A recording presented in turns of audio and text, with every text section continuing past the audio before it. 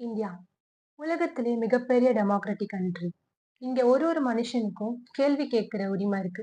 அதுக்கான பதில் கிடைக்கிறதுக்கும் அவனுக்கு உரிமை இருக்கு.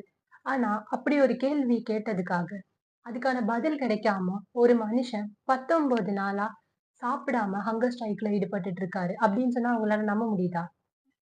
நான் உங்க தேவி. இது தேவிஸ் இன்சைட்.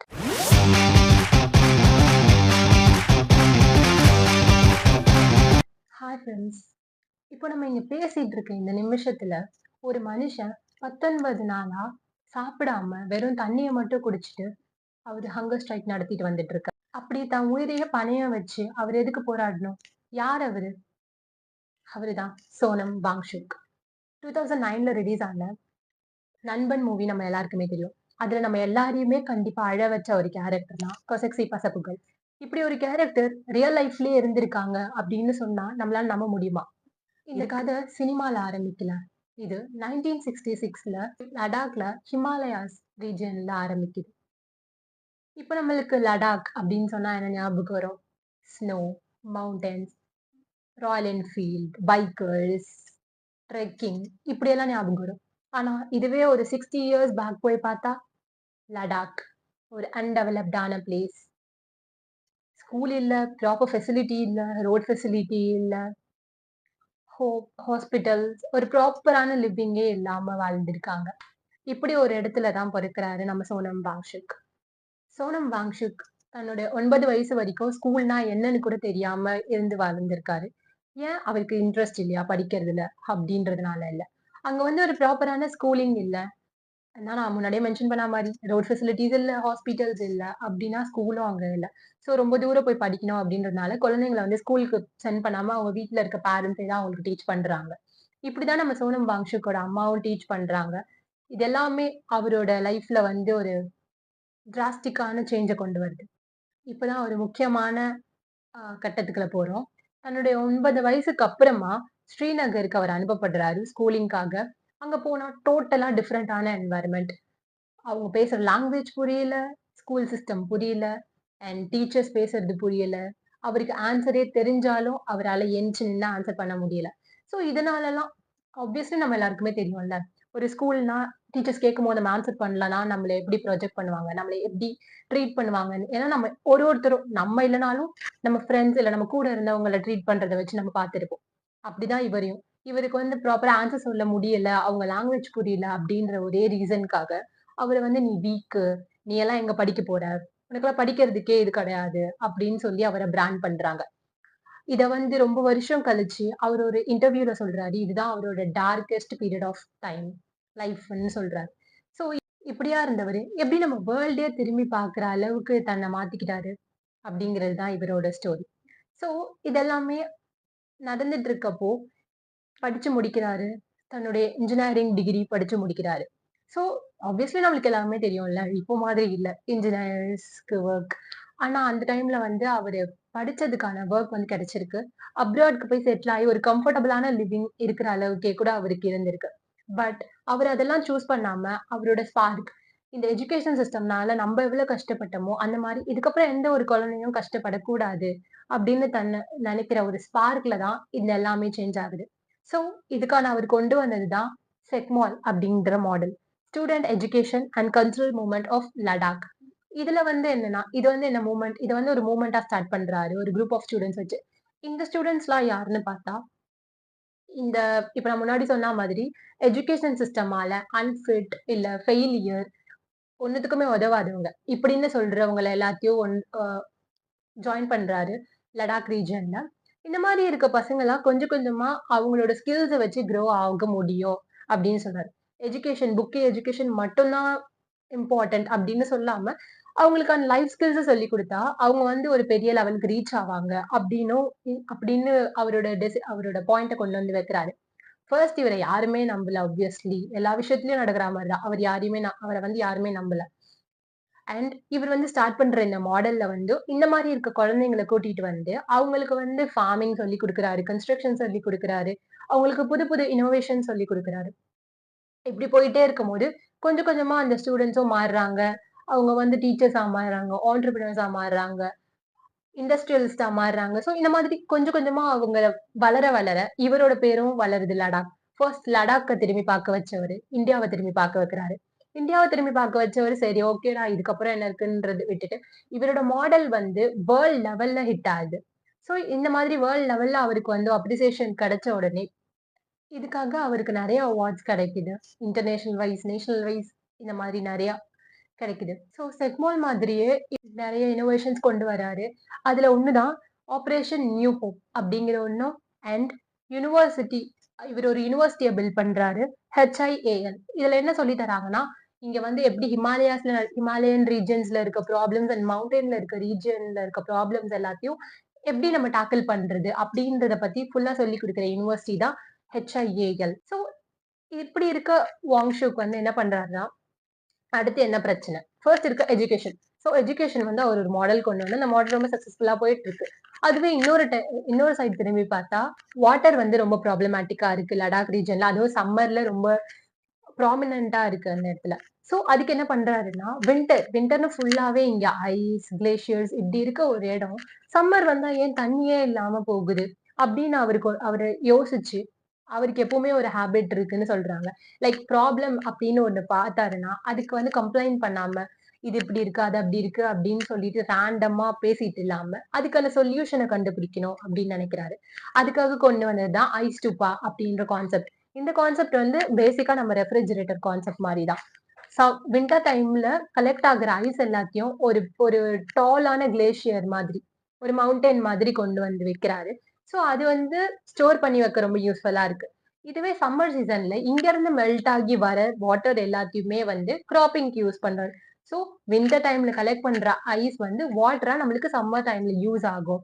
அப்படின்னு ஒரு கான்செப்ட்டா கொண்டு வந்தாரு. இத எல்லாத்தையுமே ஃபர்ஸ்ட் அங்க இருக்க பீப்பிள் வந்து இது வந்து என்வாயர்மெண்டல் ப்ராப்ளம் தானே. இங்க இருக்க லேண்ட் இப்படிதான். ஸோ நம்ம இப்படிதான் வாழணும் அப்படின்னு நினைச்ச ஒரு டைம்ல, இல்ல இதுக்குமே ஒரு இது இருக்கு. நேச்சர்னா சயின்ஸால என்னால ஆன்சர் குடுக்க முடியும். அப்படின்னு சொல்லி கிரியேட் பண்றாரு. இதனால அவருக்கு வந்து வேர்ல்ட் லெவல்ல ரெகக்னிஷன் கிடைக்குது. இன்னைக்கு வரைக்குமே லடாக் மாரி மவுண்டன் ரீஜியன்ல வந்து யூஸ் பண்ணலாம் அப்படின்னு இந்த கான்செப்ட்ட கொண்டு வராரு. ஸோ இந்த டைம்ல தான் இவர வந்து மீடியா ரெகக்னைஸ் பண்ண ஆரம்பிக்கிறாங்க. இதுக்கப்புறம் இதே டைம்ல தான் 2009 இவர பத்தியான ஃபிலிம்ஸ் 2மே காணுது. நண்பன் அண்ட் 3 இடியட்ஸ். இது 2மே பிளாக் பஸ்டர் ஹிட் ஆகுது. அந்த கொசக்சி பசப்புகள் கேரக்டரா இருக்கட்டும், இல்ல பொன்சுக் வாண்டே இந்த கேரக்டரா இருக்கட்டும். இது 2மே நம்மளோட மனசுல வந்து ஒரு ஒரு பெரிய ஒரு ஸ்பார்க்க கொண்டு வந்திருக்கும். எஜுகேஷன் சிஸ்டம் பத்தியான ஸ்பார்க்க கொண்டு வந்திருக்கும். சினிமா எடுக்குறாங்க. அந்த 2 கேரக்டர்ஸுமே ரொம்ப பிளாக் பஸ்டர் ஹிட் ஆகுது. ஆனா இதுக்கு பின்னாடி இருக்க மனுஷன பத்தி யாருக்குமே தெரியாம போயிடுது. இந்த டைம்ல தான் ஒரு ரிப்போர்ட்டர் அவர பார்த்து கொஸ்டின் கேட்கறாங்க. எஜுகேஷன் சிஸ்டம் மாத்திட்டீங்க. அண்ட் வாட்டர் ப்ராப்ளம்க்கும் ஒரு சொல்யூஷன் குடுத்துட்டீங்க. அவ்வளவுதானே ஹாப்பியா? அப்படின்னு கேட்டதுக்கு அவர் சிரிச்சுட்டே சொல்றாரு. இப்ப ஒரு ப்ராப்ளம் போனா இன்னொரு ப்ராப்ளம் வந்துகிட்டே இருக்கும். அதான் லைஃப் அப்படின்னு சொல்லிட்டு அவரு சிரிக்கிறாரு. இந்த ஒரு சென்டென்ஸ் தான் அவரோட லைஃபே சேஞ்ச் பண்ணுது. ஏன்னா, ஸ்கூல்ல இருக்க எஜுகேஷன் சிஸ்டம்ல மாத்துனவரு, இல்ல வாட்டர் ப்ராப்ளம்க்கு ஒரு சொல்யூஷன் இன்னொரு இன்னொரு இதுவுமே இருக்கு. இன்னொரு கேரக்டருமே இருக்கு. அது வந்து ரொம்ப இருக்கிறதுலயே ரொம்ப ஃப்ரஜைலான ஈகோ சிஸ்டம் கொண்ட ஒரு பிளேஸ்னா லடாக் சொல்லலாம். அப்படியாப்பட்ட லடாக்ல கொஞ்சம் கொஞ்சமா அதோட டேமேஜ் ஆகுது. சரி, நான் ஒரு எக்ஸாம்பிள் சொல்றேன். அத இமேஜின் பண்ணுங்க. உங்ககிட்ட ஒரு கிளாஸ் பவுல் இருக்கு. அது பார்க்கவே ரொம்ப அழகா, பா எல்லாருக்குமே அப்படியே அப்பீலிங்கா இருக்கு. எப்புட்றா நம்ம எடுத்துக்கணும் அந்த மாரி ஃபீல் ஆற அளவுக்கு நம்ம கிட்ட ஒரு கிளாஸ் பவுல் இருக்கு. இப்போ நீங்க அந்த கிளாஸ் பவுல தெரியாம கீழ போட்டு உடைச்சிடுறீங்க. அப்ப என்ன ஆகும்? உடைஞ்சு போகும். திரும்ப நம்மளால அத எடுத்து ஒட்ட வைக்க முடியுமா? அப்படி ஒட்ட வச்சாலுமே, அதோட ப்ராப்பரான ஷேப்ல, இல்ல நம்ம அப்ப பார்த்தா மாதிரியே அழகா குடுக்க முடியுமா? முடியாது. அதே மாரி தான் லடாக்குமே. அங்க இருக்க மவுண்டன்ஸ், அங்க இருக்க ஃபாரஸ்ட், அங்க இருக்க ட்ரீஸ், அங்க இருக்க எக்ஸாட்டிக்கான பல விஷயங்கள். இப்படி எல்லாமே ஒரு வாட்டி அழிஞ்சிருச்சுன்னா, அவ்வளதான். அழிஞ்சு போனது தான். அத திரும்பி நம்மளால என்னதான் நம்மகிட்ட டெவலப்மென்ட் வந்தாலுமே நம்மளால திரும்ப கொண்டு வர முடியாது. மத்த எல்லாருமே அத டெவலப்மென்ட்டா பார்த்த டைம்ல, அவரு பொறந்த சொந்த பூமி தன்னோட தன்னோட தன்மையவே இழந்துட்டு இருக்கு அப்படின்னு அவரு ஃபீல் பண்றாரு. ரோட் போடுங்க, இண்டஸ்ட்ரீஸ் கொண்டு வாங்க, டெவலப் ஆகட்டும். ஆனா இருக்க ரிசோர்ஸஸ் எல்லாத்தையும் அழிச்சுதான் டெவலப்மெண்ட் வேணும்னா அப்படியாப்பட்ட டெவலப்மெண்ட்டே எனக்கு வேண்டாம். எங்களுக்கு வேண்டாம் அப்படின்னு சொல்லி லடாக் பீப்புள் எல்லாருமே சேர்ந்து இவரு கூட இந்த ப்ரொடெஸ்ட் பண்றாங்க. 2019ல லடாக் யூனியன் டெரிட்டரி ஆனதுக்கு அப்புறமா இங்க நிறைய டெவலப்மெண்ட் நடக்குது. சோ இந்த டைம்ல இவர் சில கொஸ்டின்ஸ் எல்லாத்தையும் வைக்கிறாரு. இந்த டெவலப்மெண்ட்ல வந்து லோக்கல் மக்களோட வாய்ஸ் எங்க போச்சு? இந்த மவுண்டன் எல்லாம் சேஃப்கார்ட் பண்றதுக்கான யூனியன் எங்க போச்சு? இந்த கேள்வி எல்லாம் அவர் கொஞ்சம் கொஞ்சமா கேட்க கேட்க இந்த கேள்விகள் மட்டுமே அவருக்கு வந்து இந்த மூமெண்டா மாறுது. சோ 2024ல அவர் 21 டேஸ் வந்து கிளைமேட் ஃபாஸ்டிங் இருக்காரு. சோ கிளைமேட் ஃபாஸ்டிங்னா என்ன? சாப்பிடாம ஒரு டிமாண்ட் வச்சு கவர்மெண்ட் வந்து தாங்கிட்ட பேசணும். தான் மக்கள் கிட்ட பேசணும் அப்படின்ட்டு ஒரு ஒரு மூவ்மெண்ட்ட ஸ்டார்ட் பண்றாரு. இந்த இடத்துல நம்ம ஒண்ணு புரிஞ்சுக்கணும்.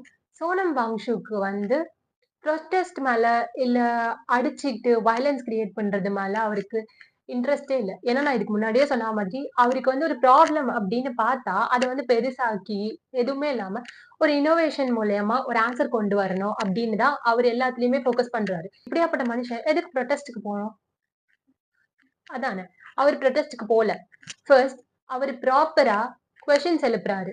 கவர்ன்மெண்ட்ட நோக்கி, "வாங்க, என்கிட்ட பேசுங்க. எங்க மக்கள்ட்ட பேசுங்க. எங்ககிட்ட என்னென்ன பிரச்சனை இருக்கு அப்படிங்கிறத நீங்க கேளுங்க. எங்கள கேட்டுட்டு எங்க வாய்ஸ எடுத்துக்கிட்டு நீங்க டெவலப்மென்ட் கொண்டு வாங்க." அப்படிங்கிறாரு. ஆனா, அவருக்கு வந்து டயலாக் எந்த இதுவும் பேச்சுவார்த்தை எதுவும் நடத்தப்படல அவர்கிட்ட. இதுக்கப்புறமா அவரு என்ன நெனச்சாருன்னா, ஓகே.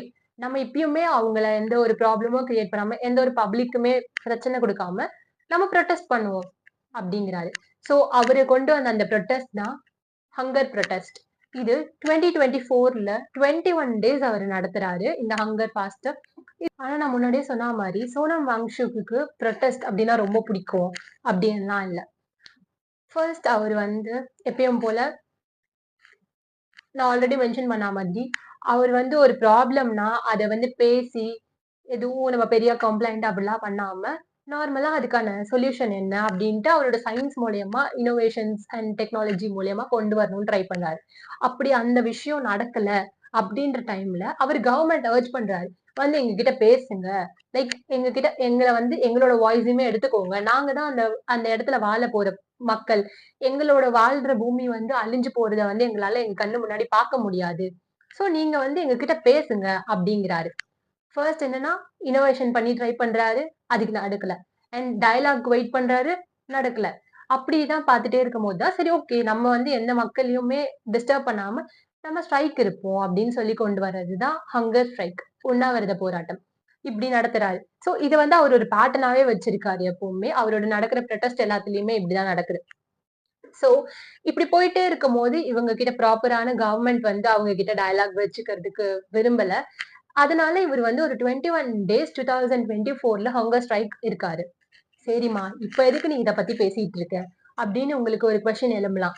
ஆனா, உங்க எல்லாருக்குமே தெரியும்னு நெனைக்கிறேன். ஒரு மனுஷன் 19 டேஸா ஒரு கவர்ன்மென்ட் பேசணும், டயலாக் கொண்டு வரணும் அப்படின்றதுக்காக தன்னோட உயிரையுமே பணயம் வச்சுட்டு உட்கார்ந்து போராடிட்டு இருக்காரு. எதுக்காக? ஆனா இந்த தடவ அவர் கிளைமேட்ட பத்தி பேச வரல.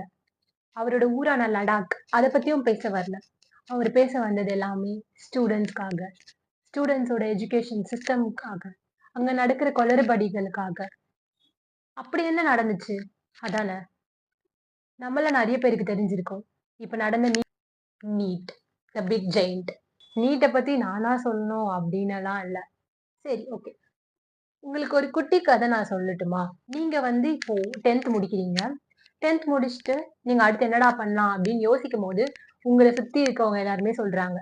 நீங்க வந்து மெடிக்கல் ஃபீல்ட்ல போலாம். உங்களுக்கு வந்து இது நல்லா இருக்கும், அது நல்லா இருக்கும் அப்படின்னு சொல்லி உங்கள ஒரு இருக்கறதுலயே கஷ்டமான குரூப்பா பார்க்கப்படுற பயாலஜி குரூப்க்குலாம் அனுப்புறாங்க. நீங்க போயிட்டு நீங்களும் படிக்கிறீங்க. உங்களோட 11த், 12த் எல்லாத்துலயும் நல்ல கிரேட்ஸ் எடுக்குறீங்க. நல்லா பாஸ் அவுட் ஆறீங்க. சோ, ஆப்வியஸ்லி நீங்க வந்து நீட் எக்ஸாம் கிராக் பண்ணி தான் ஆகணும். இப்ப இருக்க சிச்சுவேஷன்ல.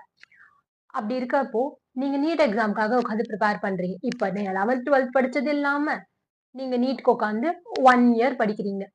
அந்த எக்ஸாம்ல உங்களால அட்டெம்ப்ட் குடுக்க முடியல. நெக்ஸ்ட் அடுத்ததுல வந்து நீங்க ட்ரை பண்றீங்க. அதுலயும் உங்களுக்கு கிடைக்கல. அப்படியுமே நீங்க எதுவுமே மனசு தளர விடாம, இன்னும் நீங்க ட்ரை பண்ணிட்டே இருக்கீங்க. ஃபைனலி 3 அட்டெம்ப்ட் குடுக்க போறீங்க. இந்த டைம்ல பேப்பர் லீக் ஆகுது அப்படின்னு ஒரு ஒரு இன்சிடென்ட் வருது. நீங்க எக்ஸாம்ஸ் எல்லாத்தையும் கிளியர் பண்ணி முடிக்கிறீங்க. எக்ஸாம்ஸ் எல்லாத்தையுமே எழுதி முடிச்சதுக்கப்புறம், NEET exam question paper leak இப்படின்னு ஒண்ணு வருது. நீங்க இப்ப அந்த குழந்தையா இருந்தீங்கன்னா, உங்களுக்கு உங்களோட மென்டாலிட்டி எப்படி இருக்கும்? ஒரு 17 வயசு பையன் இல்ல பொண்ணுக்கு என்ன மெச்சூரிட்டி இருக்கும்? அவனால எப்படி அத ஹேண்டில் பண்ண முடியும்? இப்ப நீங்க சொல்லிருவீங்க. ரீ எக்ஸாம் தானே, படிச்ச பிள்ளைனா எழுதலாம்ல. ஆனா அந்த குழந்தையோட ஒரு மென்டாலிட்டி எப்படி இருக்குன்றது நம்மளுக்கு தெரியாதுல்ல. அப்படிதான் இந்த 20 இன்னசென்ட் சோல்ஸ் நம்ம இழந்திருக்கோம். இதெல்லாம் வச்சு தான் அவர் புரொடெஸ்ட் பண்ணிட்டு இருக்காரு. இதுக்காக அக்கவுண்டபிலிட்டி எடுத்துக்கணும். சென்ட்ரல் கவர்ன்மெண்ட் அக்கவுண்டபிலிட்டி எடுக்கணும். Education minister union education minister Dharmendra Pradhan இவர் வந்து ரிசைன் பண்ணிட்டு போகணும். இவர் தான் இந்த கொஸ்டின் பேப்பர் லீக்குக்கான முழு அக்கவுண்டபிலிட்டி எடுத்துக்கணும் அப்படிங்கிறாங்க. இதுல என்ன தப்பு இருக்கு? இத பத்தி ஏன் கவர்மெண்ட் வாயே திறக்க மாட்டேங்கிறாங்க? கவர்மெண்ட் மட்டும் இல்ல, யாருமே பேசலையே. எதனால? தெரியாது. இத பத்தி நம்ம மக்களும் ஏன் பேசிக்கல? சோனம் வாங்ஷுக்கே நம்மளுக்கு தெரியாது. நம்மளுக்கு இவ்வளவு பெரிய இன்னோவேஷன்ஸ் குடுத்தவங்களே நம்மளுக்கு தெரியாது. இதெல்லாமே இருக்கே. அண்ட் இன்னொரு இன்னொரு சைடுல என்ன பார்த்தா, நம்ம ஒரு சைடுல வந்து அவர ஹீரோவா பார்க்குற இன்னொரு டைம்ல, இந்த சைடு பார்த்தா, அவர வந்து சைனீஸ் ஸ்பைங்கிறாங்க, ஆன்டி நேஷன் ஆன்டி நேஷனலிஸ்ட்ங்கிறாங்க. இந்த மாரி பல விஷயம் வருது. அது எதனால? எல்லாமே ஒரு ரீல் ஓகேவா? நம்ம எப்பவுமே நம்மளோட பேசிக் மென்டாலிட்டி அதானே. ஒரு வீடியோ நம்ம பார்க்குறோம்னா, அதுக்கு பின்னாடி என்ன பேசுறாங்க, யார் பேசுறாங்கங்கிறதெல்லாம் நம்ம ஃபோக்கஸ் பண்ண மாட்டோம். நம்மளுக்கு தேவையானது என்ன? அந்த ஒரு ரீல். அத பார்த்துட்டு, நான் தான். எனக்கு தான் தெரியும் எல்லாம். உனக்கு என்ன தெரியும்? அப்படின்னு சொல்லிட்டு, ஒரு மனுஷன தப்பா பிராண்ட் பண்ணி, அவங்க இப்ப அவங்க என்னதான் ஃபோக்கஸ் பண்ணி, என்னதான் நல்ல விஷயத்துக்குன்னு வந்தாலுமே, அவங்களுக்கு பேர் என்ன? Chinese spy. இல்ல ஆன்டி நேஷனலிஸ்ட். இவருக்கு என்ன பாப்பா இவருக்கு பேட்ரியட்டிசமே இல்ல. இவர் எதுக்குப்பா நம்ம இது குழந்தைங்களுக்காக போராடணும். ஆனா அட் எண்ட் ஆஃப் த டே அவரு எங்க வீட்ல இருக்க எல்லா குழந்தைங்களுக்காகவும் தான் போராடிட்டு இருக்காரு. இதுல அவரு டிமாண்ட் பண்றது மார்க் இல்ல. எக்ஸாம்ஸ் வேண்டான்னு சொல்லி இல்ல. எக்ஸாம்ஸ் ப்ராப்பரா நடக்கணும். குழந்தைங்கள வந்து ஒரு மனுஷங்களா பார்க்கணும். அவங்களுக்கும் ஹர்ட் ஆகும். அவங்களுக்குமே பல கஷ்டங்கள் இருக்கும். இப்ப படிக்கிறதுனா, படிக்கிறது மட்டும் தான் அவங்களுக்கு வேலை அப்படின்னு இருக்க இடத்துல, இந்த மாதிரி பல விஷயங்கள் நடக்கும்போது, அந்த குழந்தைங்களால எப்படி நம்ம இந்த மாரி பெரியவங்கலாம் சேர்ந்து ஒரு மாரி ஒரு தேவையில்லாத ஒரு விஷயத்த கிரியேட் பண்ணி எதுக்கு அவங்கள ஸ்ட்ரெஸ் பண்ணணும்? ஓகே. எல்லாத்துலயுமே ஓகே. நீட் எக்ஸாம் வந்தது. ஒரு தரமான டாக்டர்ஸ வந்து கிரியேட் பண்ணணுன்றதுக்காக தான் கொண்டு வராங்க. ஓகே. இல்லன்னு சொல்லல. பட் அது ப்ராப்பரா நடக்குதா?